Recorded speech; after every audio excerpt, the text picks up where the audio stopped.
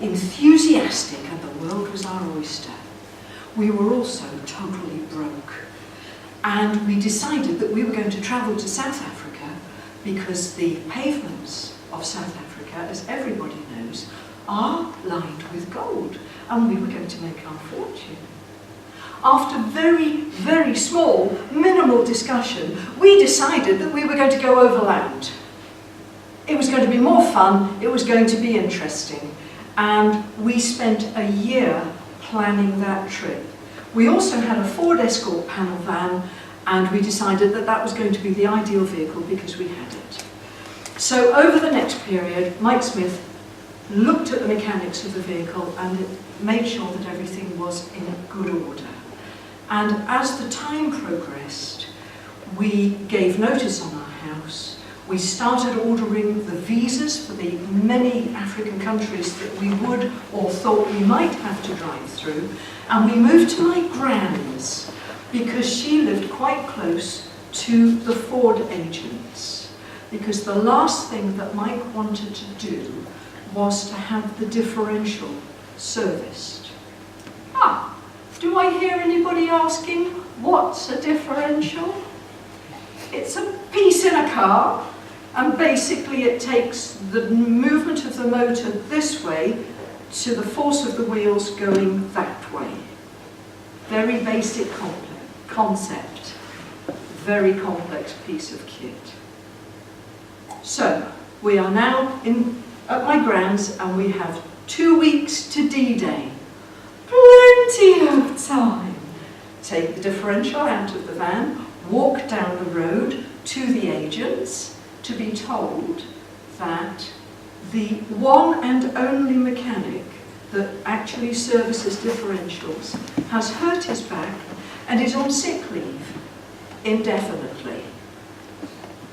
Oh dear. No matter, we'll get on with the other jobs.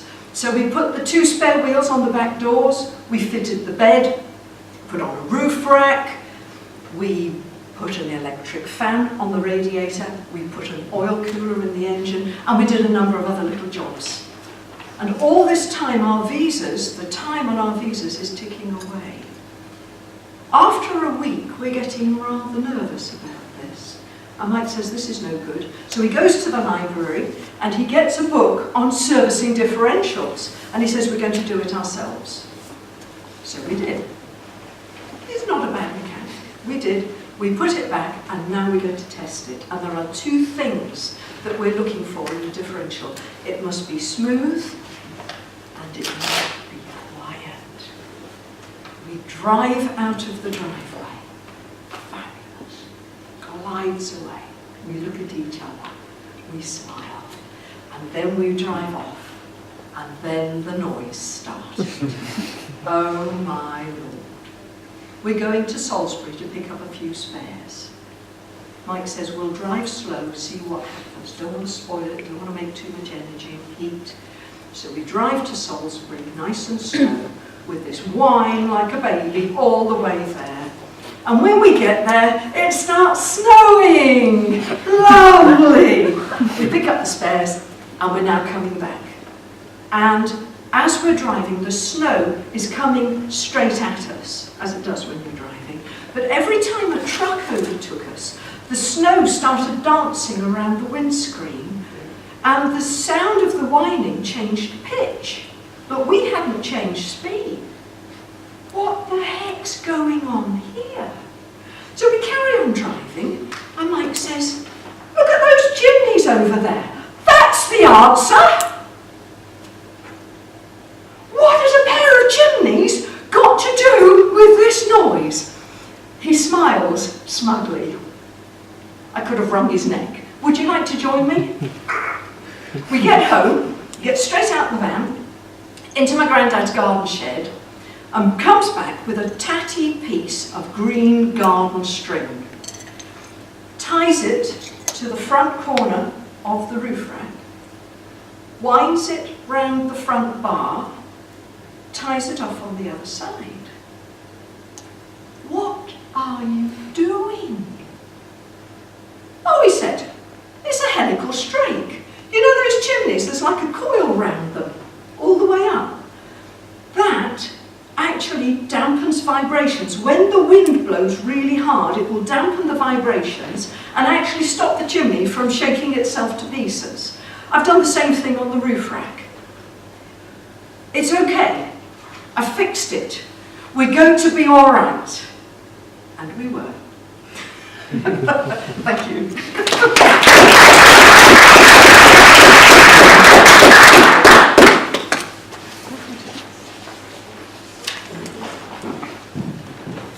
We'll now have 1 minute on the clock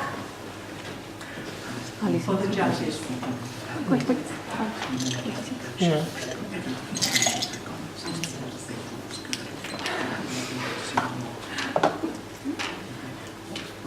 Just over 5 minutes.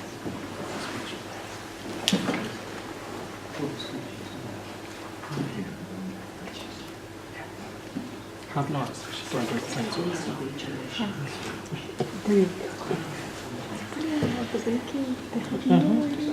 Wow. I'm telling you, yeah. I was sitting in the lounge. Most of my Saturday, I come back from work. I do night shifts, weekends, so I come back from work. I'm a care assistant. Okay. Yeah, so I just do 3 months. Yeah, in the week. So I came back, and most of my Saturdays is just watch football, the Premier League and stuff. And just started back. So I just wanted to What if we just go to Basco Market and do something? And that was it. We started reading them. He sent us a form, we filled it, and we were there. Yeah. And the first day was so crazy that we didn't have to try it. Timekeeper, is the 1 minute up? Yes. I'll keep it. Our second speaker for the evening is Sophie Pulteney, and her subject is Love at First Bite. That's B-Y-T-E. Love at First Bite by Sophie Pulteney.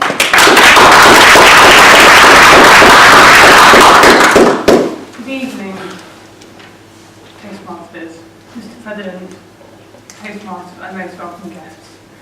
I changed my speech title about an hour ago, given what happened in London today. As a mark of respect to the victims, I have changed my title, so I'm going to go for a more light-hearted speech, and also I want to dedicate the speech to Alistair.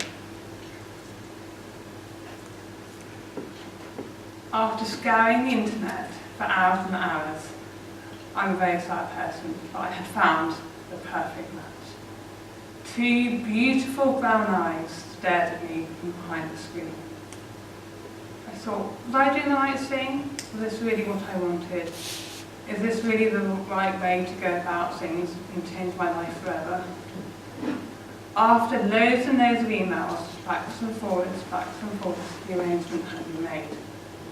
And I found myself on my way to the meeting place. That meeting place was Perth Domestic Airport. Perth as in Australia, Western Australia, not in Scotland, where there's no cars like that. I found my way to the animal reception area. Meeting place, that's right, animal. Yes, animal. I was picking up a puppy. She was 9 weeks old. I hadn't even left the curbside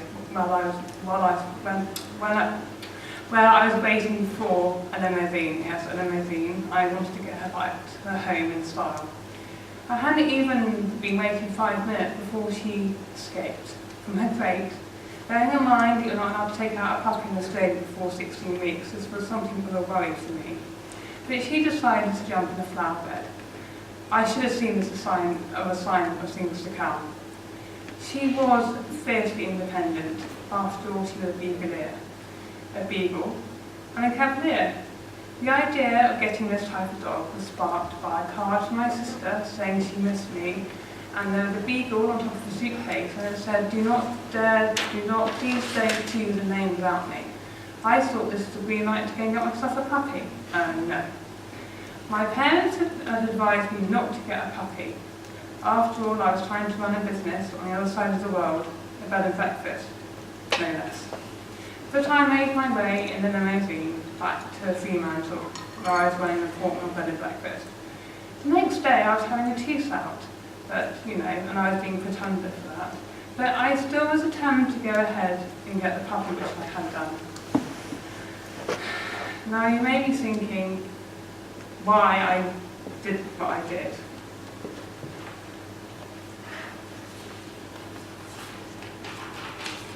But in spite of being so excited about getting a puppy, I did think, what on earth had I done? She was trouble from the beginning. She got into one of the guest bedrooms where a lovely family of Chinese people were staying, and she decided to go on their bed. I don't know who was more freaked out, me or Pepper, but the Chinese people were really okay about it, and I thought, oh well. But as the weeks went past, she had an issue with barking, and she would not stop barking. I got a trainer in. I even fitted her with the most barbaric collar. Well, it wasn't, but it was soft, so I guess it wasn't that bad. And it just gave her a tiny electric shock when she started barking.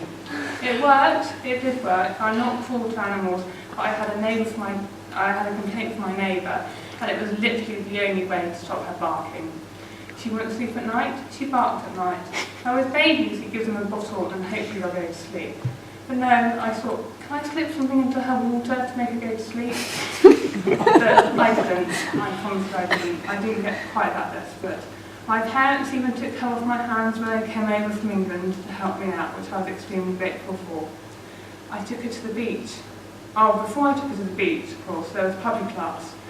Now, you know when you take your child to nursery and you're called up by the member of the nursery, little Johnny's not getting on with little Freddie. Think, oh my God, not my child, why my child? Well, that was the same, but for me and my dog, Pepper had not been getting on with little Johnny, the dog. Oh great, I thought. Then she did a wee. I mean, first you get her behaviour, and then she has an accident. But all that was decided, it was all turned out all right. My sister, one time when she came over, decided to walk her when it was 40 degrees. She walked her a very, very long way. My sister had become quite obsessed by exercise at this point, and she had no water, no phone, and basically she nearly killed my dog. It wasn't the first time she killed my dog, because she, by mistake, one time, after we'd had scrambled eggs, emptied all the egg yolks into her water bowl. Now, I don't know if you've ever seen what happens to a dog after it's eaten 12 egg yolks. It's just not a good sight. She puffed up like a pufferfish. I was actually nearly sick myself because of what she produced, but I won't go into details.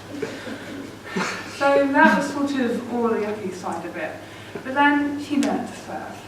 And when I say learned to surf, she really did. And if I had my laptop that would actually work with that projector, I could show you some footage of her surfing. But unless you all want to come down to the beach in the future and watch her surf, unfortunately I don't think you're going to be able to see her. But she can surf. She walks to the wave and she surfs in. So 5 years or so passed by, and after spending 5 lonely birthdays on my own, shocking but still alone, I decided it was time to call it a day, pack up the business and make my way back to the UK. Pepper. That's a pondering, isn't it? What would I do with Pepper? I'll bring her home, I thought. 6 months it took to make the arrangements, but eventually all the paperwork was done. Now, the day Pepper was picked up to go to the airport, she was put into a van with a cat. The cat was in a different cage, but she was in a cage, but no doubt she was in the back. Now, when she used to go off to kennel, she used to go in the front. She was not a happy bunny, or bouvier rather. But she went off to the airport, and I knew that I wouldn't see her again until she landed at Heathrow. Somehow we had managed, or I had managed actually, to arrange it so I landed 2 hours after she did. And she came through the animal reception area at Heathrow and ignored me and just went up to my parents. She is now 10 years old, she'll be 11 this year, and she is one of 6 dogs in the family. Wow. We have a baby arriving shortly, not me obviously. I'm really not hiding that, no, I really am not concealing it. It's my sister who's pregnant and she's going to have a baby very soon. It's due a week on Friday, and I just hope Pepper takes the new baby as well as I hope I will. I'm sure I'll love the new baby. I will. What am I talking about? Of course I will. And I'm talking about Pepper. Pepper is a lovely, lovely dog, and I wouldn't be without her for the world. She has changed my life, but she has made me a stronger, more confident person because I got through that difficult time with Pepper. And I know that I'll miss her one day when she goes, but she's a dog. So, not that that makes any difference. Anyway, I'm rambling, so I'm going to finish and thank you. Thank you.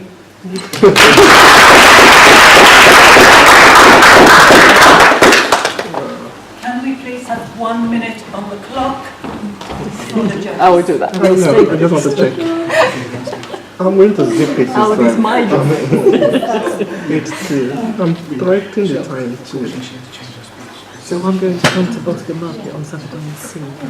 Yes. But I don't think it's this Saturday, following Saturday. The following Saturday, we shall be there as long as the weather is okay. Yeah. You're a fair with a baker, right? So amazing. What's the website? We don't have the website yet now. There's under development. Ah, okay. We have got Facebook page as well as Instagram. Okay. Yeah. Very good. That'll work very well. So yeah, that's wonderful. He's so nice because we just go there from between 8 and 4. That's it. Yeah, and the 3 times we've gone there, every product we took there finished. Wow. I said, wow, what's this? Where has the idea been for since then? And it's Thank you. Our third speaker is Tony Broadbent, and his subject is Thought Can Be a Tricky Sucker. Thought can be a tricky sucker. Tony Broadbent.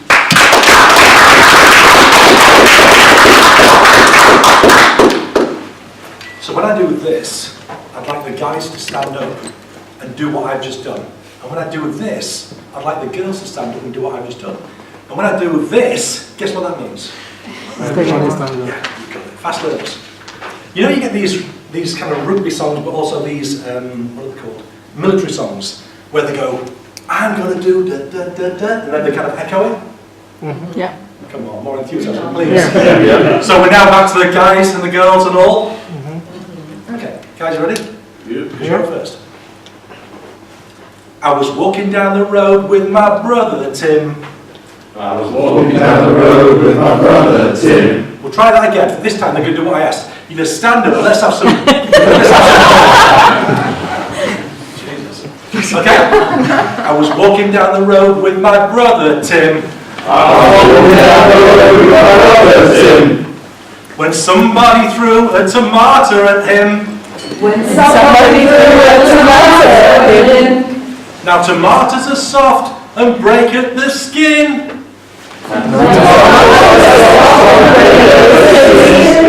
But this bugger didn't, because it was still in the tin. Thank you.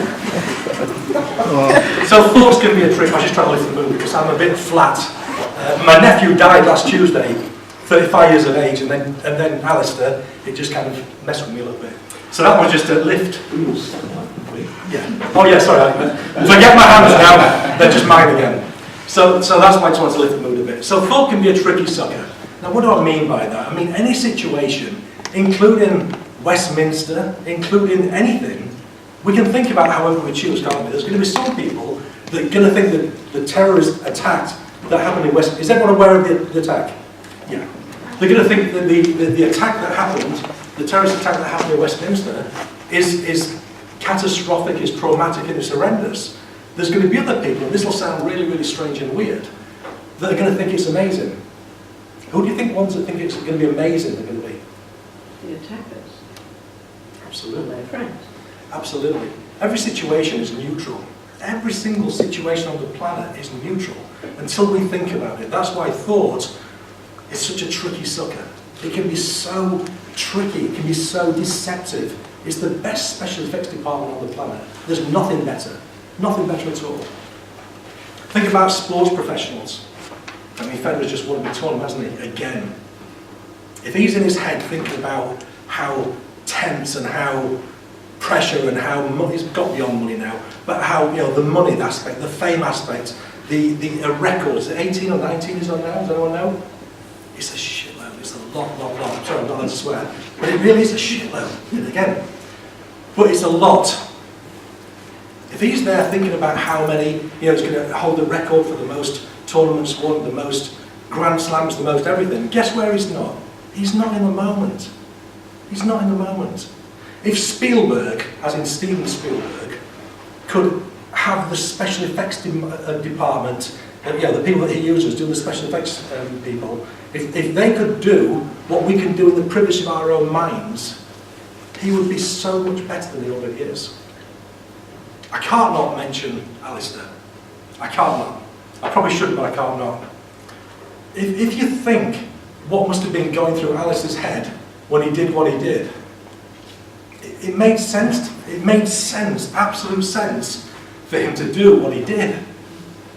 That sounds incomprehensible to me, and maybe to you guys, but it did, given the thinking that he had.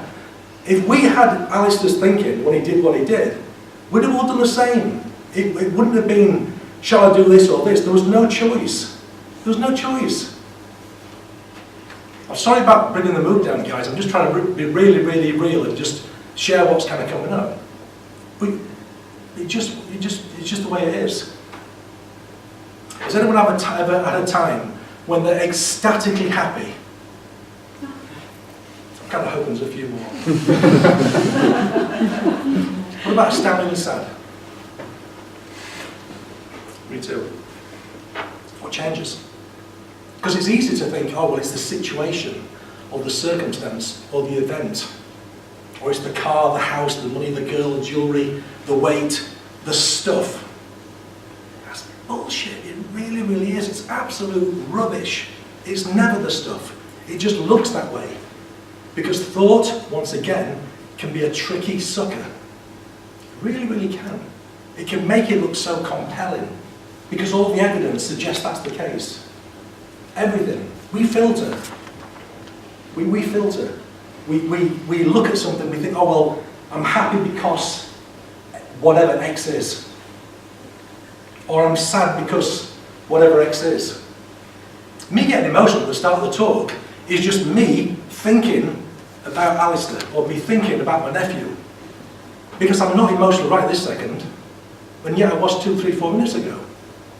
The situation hasn't changed. Nothing's changed. However we think, we feel. There's no getting away from it. Whatever it could be, there's no getting away from it. Never, ever is there one exception where feelings don't follow thought. Thank you for singing. Thank you for listening to me, and that's me done. Thank you.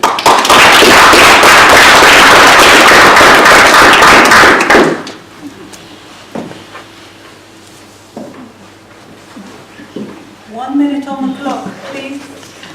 Thank you.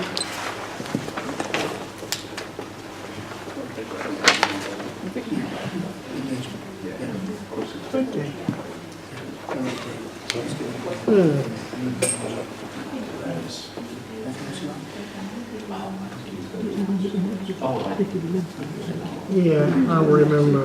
Yeah. Do we all have to? Yeah, great way.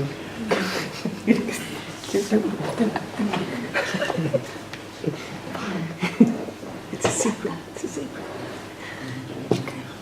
Oh, I just suddenly remembered. I thought, I don't know if you did.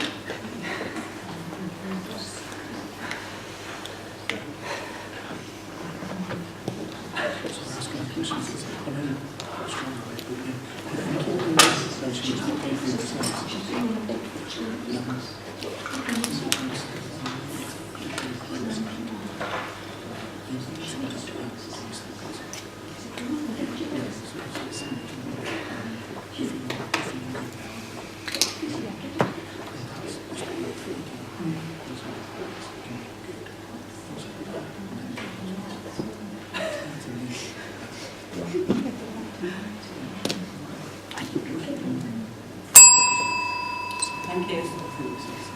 We now have our last competitor competitive speaker. We will have some more speeches later, but our last competitor is Mona De Silva, who will be talking about the power of connection.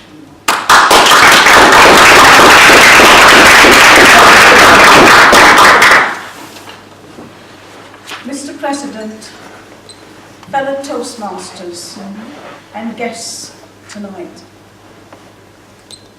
my speech today is about the power of connection,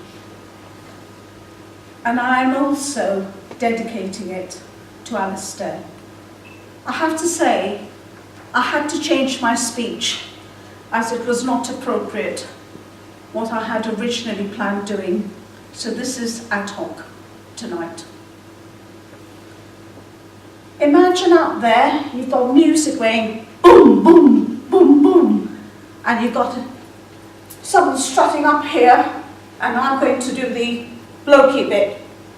The power is within you! Look within! And you have up there an athlete doing the bolt bit. And you're told, it is within you! Believe in you! Believe in your power!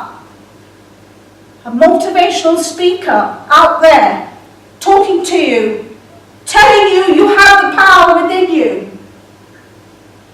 And such is the connection you build with that motivational speech. However, I'm here to tell you of a different type of connection. So let me begin with a different description of what we are connecting with as energy, all of us being, all molecular structure in this room. Let's start with waves, vibrational frequencies that we all have. And we're going to talk about beta waves that we create with speech as I'm doing now, or you might be sitting down and talking to a friend, slightly elevated because I'm now talking to you at a raised speech, at a higher frequency. But what I'm going to talk to you about is the frequency of speech that is pitched higher than beta. The frequency of speech that takes you in an elevated form, that mesmerizes you, that could go up to alpha. And that is when your mind is not so much on the speech, but is on the frequency of my speech. So, let me bring you down. I'm going to tell you about a woman who was suffering domestic violence in her relationship. So she went to see a hypnotist, hoping that that hypnotist could help her. And hypnotism also operates on the levels of alpha to theta wave, a very high frequency. Within that hypnotism, she found herself being switched off. She found herself going into her subconscious, which was the purpose of the hypnotism.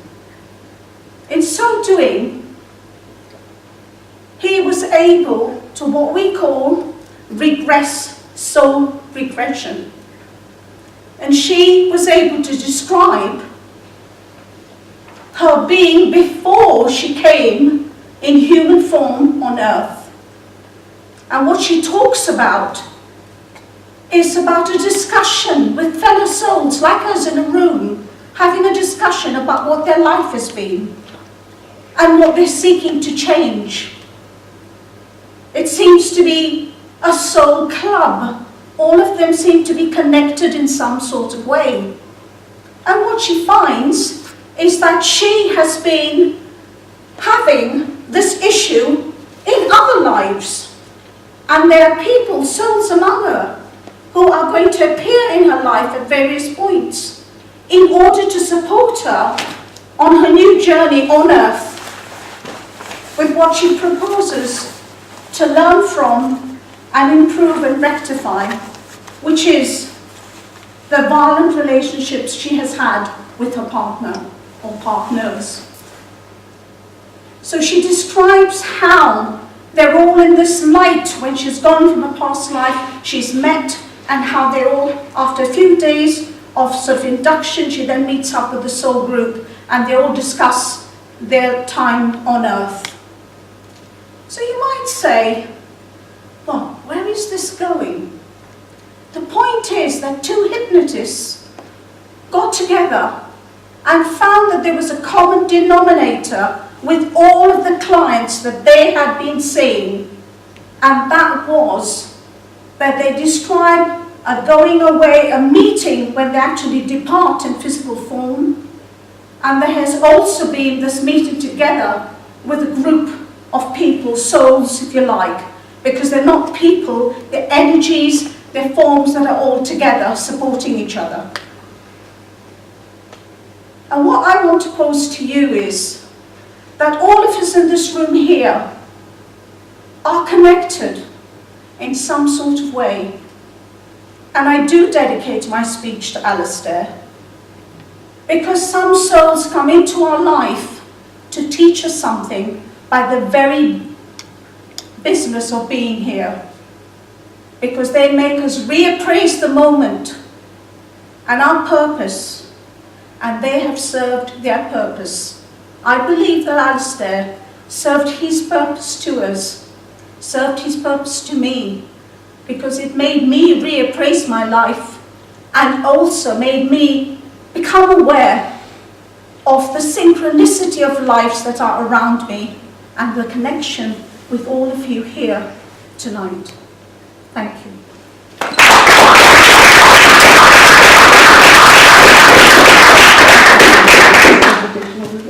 Could we have a minute on the clock again, please? Oh, these speakers are doing this thing. Get somebody try.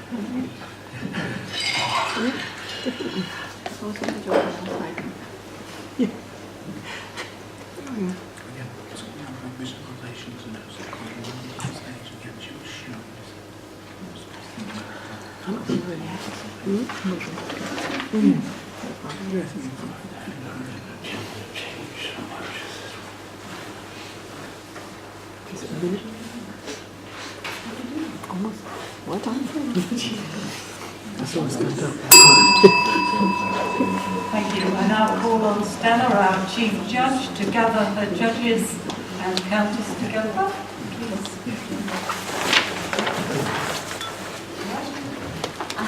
Well, as you just heard from our wonderful contest chair, can I please call on all the judges and the counter, which will be Jeremy, outside, please, so that we can discuss the results.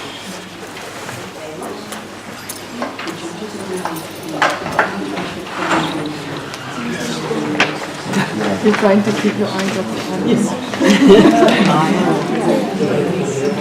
I probably try to. While our judges are doing their judging, we have the feeling of actually listening to our competitors this evening telling us a little bit about themselves. Right, we have some minutes while the judges are busy, and I'm going to invite each one of the competitors in turn to come and just answer one or two questions from me. So, first of all, Alison, would you like to come?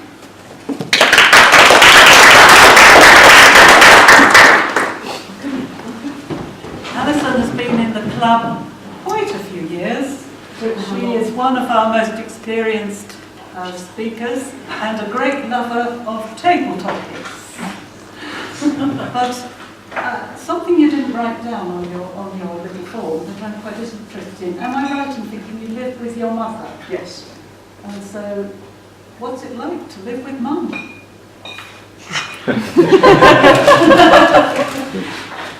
I think the word you use is interesting.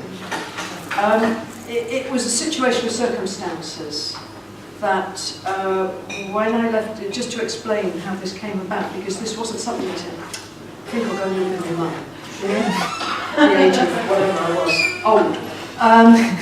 When I left South Africa, the exchange rate was such that I lost 70% of my equity. So my £100 is now only £30. Alright? So I lost an awful lot of the money that I'd saved through my life. And then my father died, and it just made an awful lot of sense for me to move in with my mum. She was lonely, and I was broke. not totally, but it made a lot of sense. So we've been living together now 5 or 6 years. And you know, we get on very well. She's generous, and I'm generous, and occasionally I really annoy her, and occasionally she really annoys me. But most of the time, we get on well, and actually we give each other energy, you know? When I'm down, she kind of picks me up a bit, and when she's down, I kick her out the door. No, we do. And we actually, she's been in hospital for 3 weeks. You know, I wasn't here 2 weeks ago. Well, that was all part of some of the crisis that's been going on. And she's been in hospital now for over 3 weeks. And I actually rather miss her. You know, my son's But she's getting better, is she? She's broken her ankle. Just needs to fix. She's fine. Bored. So yes, so that's a little bit about my mother. Were you looking for something specific? No, I was just interested that because not many people of our age live with a mother. So I just thought you might like to tell us about it. You also said that you love sunshine. Does that make you wish to go back to South Africa? How many South Africans have we got here? How many South Africans? None. Not even Netian. None. All right, but you know about South Africa. You know about South Africa? No, I know why. Sorry, it's to do with your name because it's a South African word. There you go. Yes. I used to wake up in the morning, certainly in the winter. Where I lived just outside Johannesburg, it doesn't rain for about 5 months through the winter at all. And the grass all goes dry and everything shrivels up and the sky is blue every single day. So you've got frost on the ground because there's no clouds to keep the warmth in. Frost on the ground first thing in the morning, jump in your car to go to work and crank up the heater. And I'd go to work and I'd go and see my first client at about 10 o'clock, jump in the car, put on the air conditioner because it's now 20 degrees. But every day you get up and the sky is blue in the winter. And I used to sing songs about it. Can I sing some songs? Can I sing some songs, Tony? Please do, yes, I need it. Yes. You are the sunshine of my life. You mean me? Sunshine came softly through my window today. And all sorts of other sunny songs. There's a lot of them around. There you go. Thank you very much. To answer my question, would you like to go back there? But perhaps I better not For the start sun, the time's running out. for the sunshine, I miss it terribly. I find that the clouds are a dampener. Do I want to go back? No. Okay. Thank you very much. Sophie. I need to go to exercise. It's getting better. Now we all have gathered already just how much dogs play an important part of life, but also people too we gather. Are you an auntie already? You said you're going A to... week on Friday. That would be the first one. Yeah, due date, so. Right, so how do you think you would adapt to the role of auntie? I think it's quite chaotic. It's the first grandchild, so it's going to be a big change for my mum and my dad. As for my sister, she's sort of the person that comes to the house. Okay. I know she's seen her probably kind of her things following her. So she's not the most organised of people, bless her. She's studying medicine. She's having a break from it. But I think it will be what we need. I think everyone needs important in their lives at times. And we've all had a lot of stops in our family over recent years. So I think having a new baby in the midst I think, a new generation at the beginning. It's going to be a boy, so he's going to be spoiled by me. I know. I just know Christmas is going to be... It sounds a bit like Southport. You all live together. We were up until about 2 weeks ago when my sister moved out into my grandma's house, old house. We did have our dwelling. Two houses joined together, basically. But I have my own house in Christchurch. It's a sort of really small house, doll's house.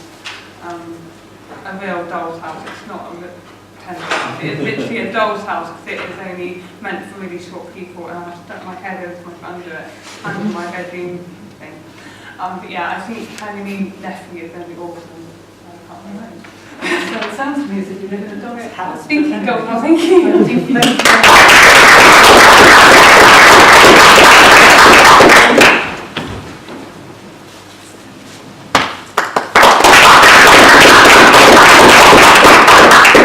Now, you haven't given me a lot to work on here. Your hobbies, anything to do with the mind. I think we've had enough of the mind already tonight, don't you? So, what about music? Do you have a particular... Bob Dylan. Bob Dylan. Oh, Going in May the 3rd or May the 5th to see Bob Dylan. I've seen him once before. Wow. And Van Morrison was supporting him. It was wonderful. Absolutely. And I'm going with my brother, I think 3rd or 5th of May. I can't wait. Bob Dylan fan. The guy's a legend. Anyway. It's a fantastic, very important in my childhood. I don't know. That was a while ago. Blowing in the wind. There's no Drake. You also have talked to us a bit about packaging occasions. So is The that answer mark your is blowing. job? Kind of, yeah. I'm a state of mind specialist, so Oh, back to the 90 again. that sounds like So I the work with advantage. business and sports programs and all That's sorts of true. Yeah. and I just love, rather selfishly, I get so much pleasure from seeing people kind of wake up and come alive. And that might sound arrogant, and I will apologise for it, 'cause it's true. But just seeing people when they have that moment, that realisation that they are creating their own experience is phenomenal. And it's really kind of empowering for them. So. Great. Okay, thanks, Thank you.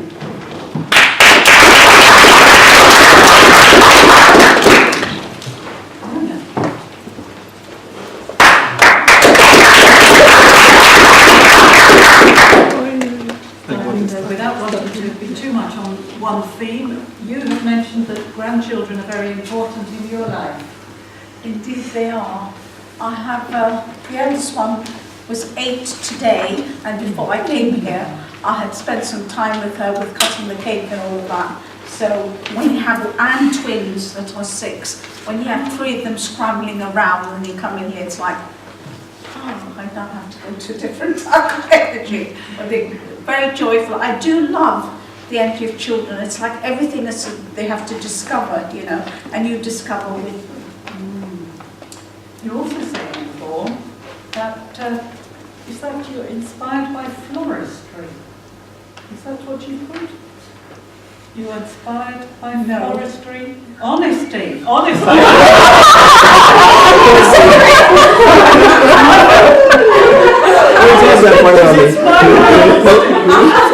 My handwriting is abysmal. So Obviously I wasn't reading, and you haven't got your glasses with you. I've got my lenses on, but they're due to change actually. But yes, that's all. It was originality and honesty. Yeah. So do you have a bit of a problem with politicians? A bit. I think you kind of get to know people that you're going to get the talk, and you get to know people where they come right down the line and say, this is how it is. And I like those that say, this is how it is.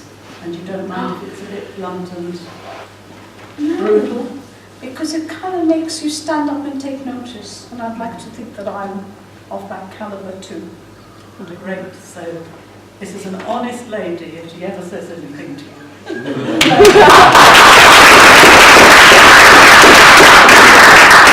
Honestly, I will have £20. With that, Just I remind think we come to our break. Is that right? We're going to have a recess. Actually, have that. We are in good time, so we'll have 15 minutes. 15 minutes break. We'll reconvene just I before can do one, I'll come 2:45. back at 12. 15 minutes. Thank you.